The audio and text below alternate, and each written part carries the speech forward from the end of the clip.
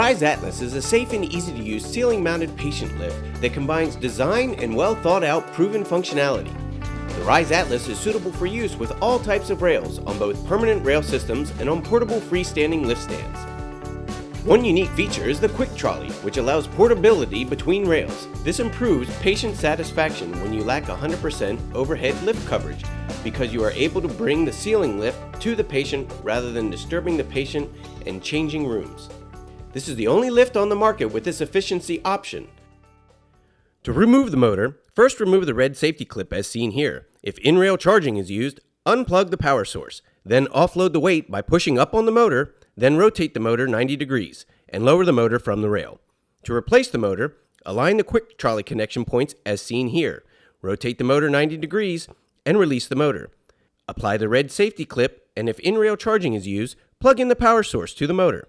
Refer to your facility guidelines regarding the appropriate persons qualified to remove and replace the motor.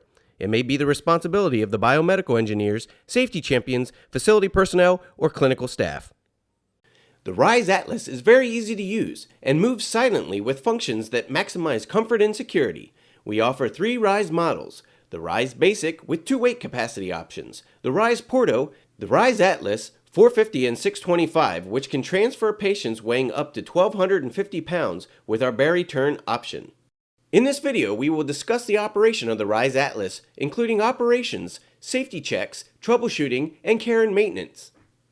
Check to ensure that all components are included, such as the RiseAtlas lift, the sling bar, the charger, hand control, charging end stop, and the manual.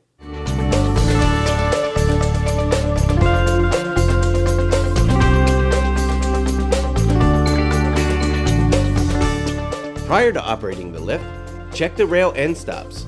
Check the sling bar connections and the safety latch connections. Check the lifting movement. Before using the RiseAtlas, all operators should carefully study and understand the instruction guides for both the lift and accessories, as well as complete the RiseAtlas competency checklist. In addition, the patient care plan should be reviewed for the patient's activity level and any contraindications for using the lifting device.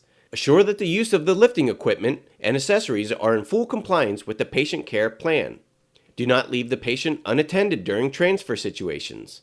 Only lift when the sling bar is directly beneath the lift motor. In this section, we will briefly review some of the operational features of the RiseAtlas, including the control panel, charging, emergency lowering, and the hand control.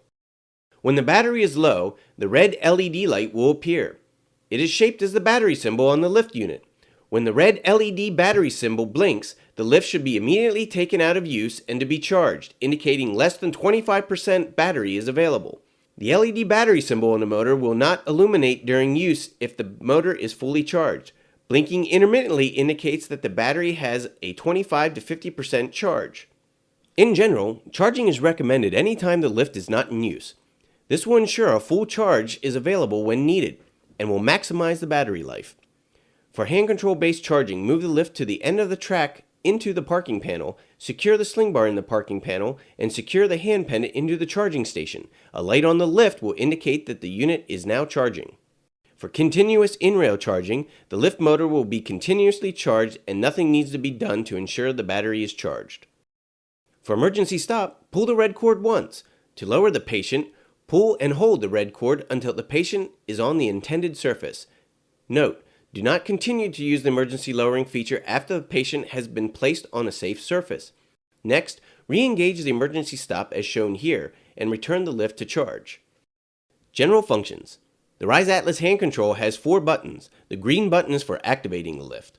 When the green button is pressed, the green light will signify that the RiseAtlas is on and ready for operation.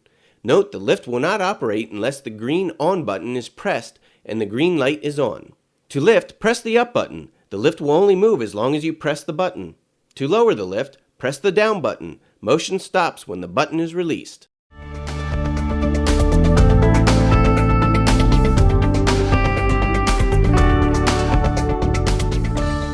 For safe and trouble-free operation of the RiseAtlas, there are some routine procedures that should be performed prior to each use. Visually inspect the lift and check for external damage and wear. Check to see that the sling bar is safely attached to the lift strap. Ensure that the safety latches on the sling bar are present, movable, and hanging vertically. Check emergency stop function by pulling the red emergency stop cord and then continuing to pull the red cord to lower the sling bar. Check the entire length of the lifting strap for signs of damage and inspect the seams for wear. Press the up button and run the lift strap all the way up. Then press the down button and run the lift all the way down. Release the down button when the strap reaches the lowest position, and then press the up button to return the lift strap to the working position. If the strap shows any signs of damage, stop and investigate before any more lifting is performed. Test the lift function by lifting a person, not a patient, using an approved sling. At the same time, check the emergency lowering with someone in the lift. See this section for emergency lowering. Check to ensure the track system is equipped with end stops. Run the lift through any switches or turns built into your rail system to ensure safety.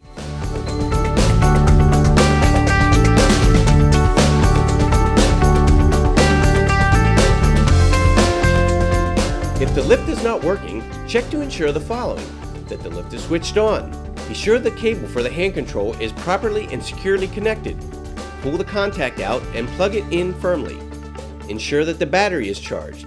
If the lift is not working properly, contact the Biomedical Engineering Department or Handicare.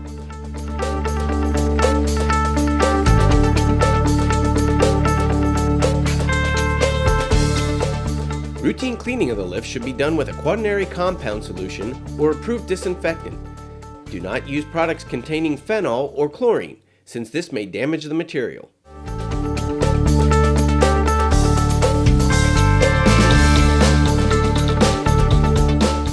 The RiseAtlas lift should be thoroughly inspected and serviced if needed, or at least once per year. Perform a complete weight test and pay particular attention to parts that show wear, such as joints, bolts, welds, wheels, etc. Service must be carried out by authorized staff and according to the Handicare RiseAtlas service manual. Repairs and maintenance may only be done by trained and certified personnel using original parts. If you have any questions or comments, please consult your local distributor or Handicare specialist.